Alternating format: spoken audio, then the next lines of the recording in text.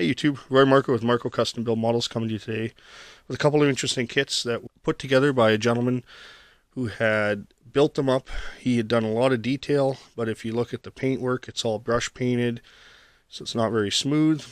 But they're a nice kit. You can turn around and restore them, and that's what my friend here, Steve Keeler, has done. And he's taken a couple of models that look like what I just showed you there and turned them into these two beauties. I'm going to hand off the camera work to him, and he can explain everything, what they are and what he's done. Hey everyone, it's Stephen Keeler here on Marko Custom Built Models. I'm here to show you a couple kits that I rebuilt. This one is a 32 Ford 3-window coupe. It was quite badly painted white and over-deckled. There was quite a bit of damage to the suspension and a lot of fabrication to get it to look the way you see it here. A lot of things that I did was sanding, bodywork, remaking a lot of the parts in the engine bay to work with a modified firewall. The grill had to be remade from another parts bin find, and there were missing taillights, so I found some in my parts bin. 58 Edsel hubcaps were added along with wide white wall tires. I'm not sure if I have a before picture of it, but if I do, I'm sure it'll be shown here. The next one is a Model A bucket, sort of styled in the T-bucket kind of era of the 60s.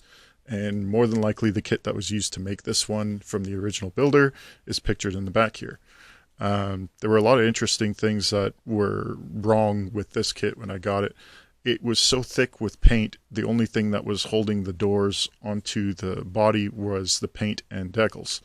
There were no windshield frames, so those were chopped from a Model T windshield.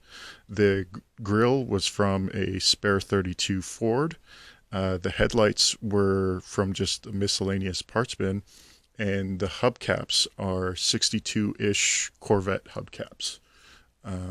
I believe the engine is a Cadillac, but I'm not 100% sure on it. But I did add the tri-intake and carbs with the stacks on top of it. The original builder had an interesting way of making club plates using real chain, and I thought I'd carry that on. I did remove the bucket, which was handmade by with styrene. It just broke apart while I was trying to rebuild it, but instead added a spare gas tank behind the seat for safety, of course.